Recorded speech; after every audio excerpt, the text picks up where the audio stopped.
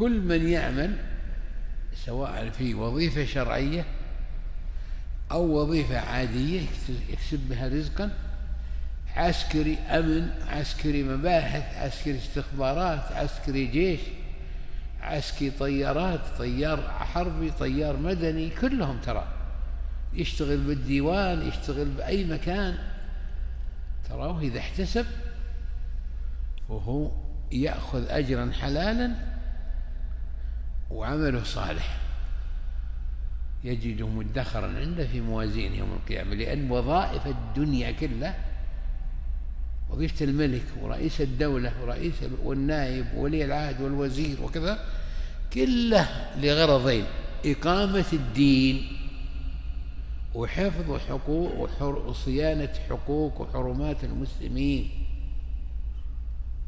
ونشر الدين والدفاع عن الدين وهداية الخلق للحق. هذه مسؤوليتهم الأولى، ترى مسؤوليتهم الأولى. فالكل موظف عند الله إن أخلص، عبد لله عز وجل يعبد الله بوظيفته، يؤجر ويأخذ رزقا حلالا ويكون مبارك على نفسه وعلى غيره. افهموا هذا، ترى هذه الوظيفة. ما يكون نصاب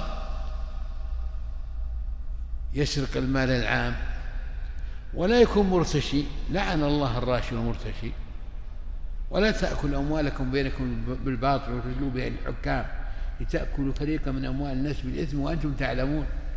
لا، هو الحلال. والله إني حدثني رجل من جماعتي بالمسجد السابق أنه يقول 25 سنة أنا أشتغل في المصانع الحربية، والله ما خرجت بقلم ناشف خارج المصنع، والله يقول ما خرجت قلم ناشف، إني أكتب بالقلم وأدخله بالدرج شغل الدولة، ولا بغيت أكتب حاجة اللي أنا طلعت قلم من مخباتي وكتبت.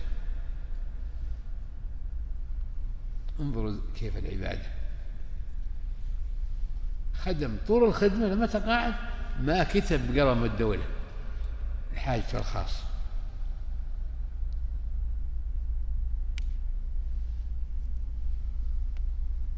انتبهوا لهذا. فامرأة فرعون جعل الله فيها بركة، قالت لا تقتلوا عسى أن ينفعنا اتخذ ولدا، ووفق لها عليه هذا الطلب، وهديت إلى أم موسى، صارت سببا في حياة موسى بعد الله جل وعلا.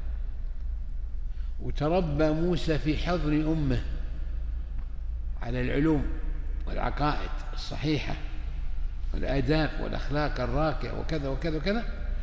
وتربى في قصر فرعون رغم أنفه. ليش؟ حتى يظهر على العزة والقوة والكرامة والشهامة. لذلك كان ما يقبل الظلم أبدا وهو ربيب الملك.